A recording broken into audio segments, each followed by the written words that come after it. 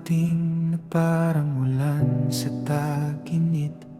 Sa simula'y nagbibigay pag-asa sa pusong tahimik. Ngunit habang lumilipas ang mga araw at gabi, may mga sugat na pala silang iniwan sa sarili. May salita na masakit kaysa sa matalim na kutsilyo. May galaw na unti-unting kumukuha ng iyong respeto. Pinaparamdam na kulang ka, mahina ka, walang halaga.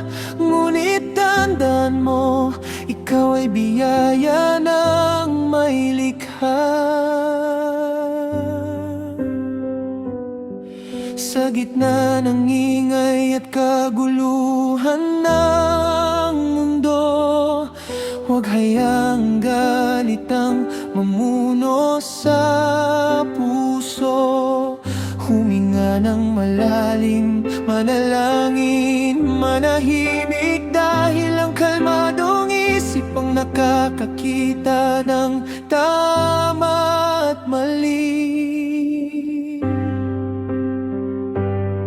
Stay calm, kahit magulo ang sitwasyon. Huwag hayaang buot ang maging iyong tugon. Ang taong marunong kumalma sa gitna ng unos ay may lakas na hindi kayang wasakin ng galit at takot. Lason o liwanag, piliin ang daan.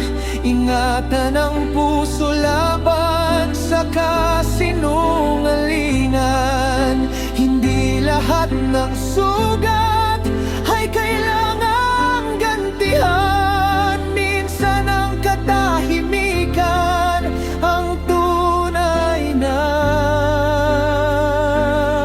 tagumpay.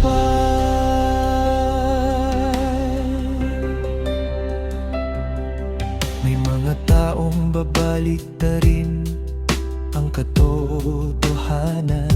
Ikaw ang sisihin kahit sila ang dahilan. Ngunit huwag mong hayaang mawala ang sarili, dahil ang halaga mo'y hindi nakabase sa sinabi nila sa'yo.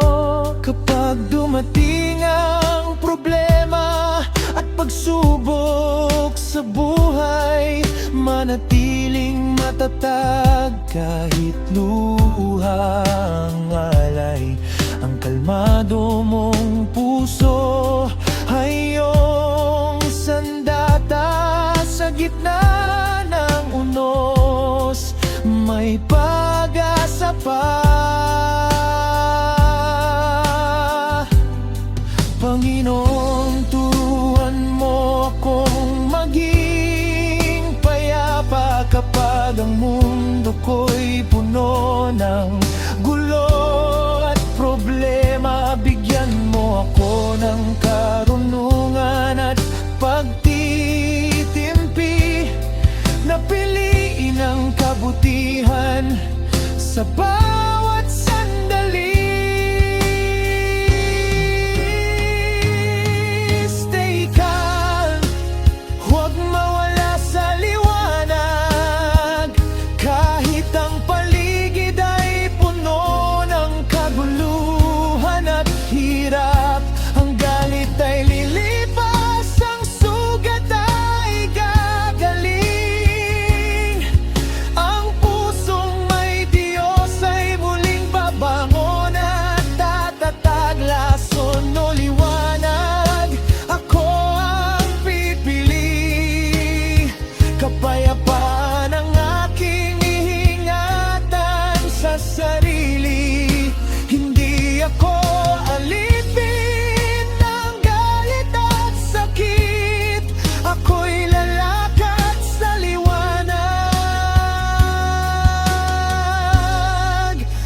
pag-ibig sa dibdib. Sa magulong mundo,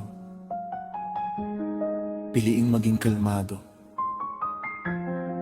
Dahil ang tunay na lakas ay nasa pusong kontrolado. Stay calm, manatili sa